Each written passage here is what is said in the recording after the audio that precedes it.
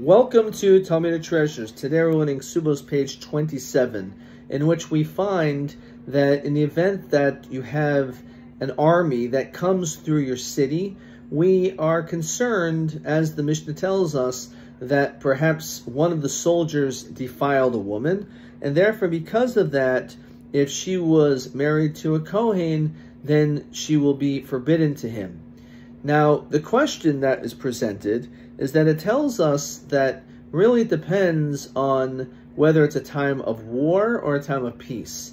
If we're dealing with a time of peace, so if they would walk through your city and you have wine barrels that are open, we're concerned that they may have drank from it and defiled that wine and contaminated it. However, when it comes to the time of war, even those barrels that are open, we say it doesn't make any difference. They're still going to be permitted because there was no time for these people to simply go and take some of this wine and possibly contaminate it and defile it.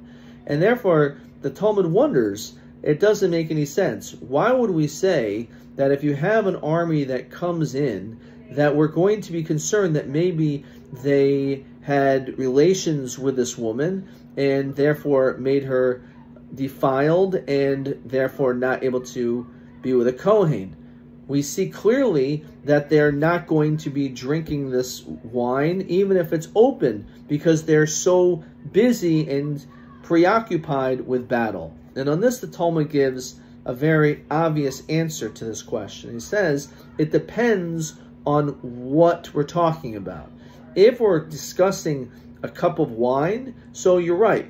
When it comes to these soldiers, they're not going to make the time to walk around and start trying to taste different types of wine from barrels. So you don't have to worry about that. However, for them to go and to take a woman, even when they're in the middle of war, in the middle of battle, that they do potentially have time for, and they will make time for because of their Yetzer Hara, which is very, very strong, and therefore there is that concern that, in fact, she became defiled through these men, which we see. It's a very interesting concept. When a person says, you know what, I just don't have time for something. I don't have time to exercise. I don't have time to read a book. The reality is, if you study what are you doing with your life, you probably do have the time. The question is, are you making the time for this? The answer we often need to realize is that we prioritize. We decide to do things that we want to do. And we sometimes will make excuses that we don't have time to do other things.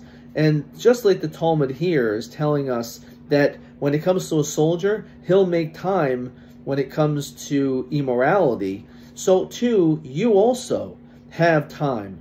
You just have to be able to find the time to be able to do the things that are beneficial for you to grow and to cut out the wastefulness of your life and not do those things, instead do things that are more productive.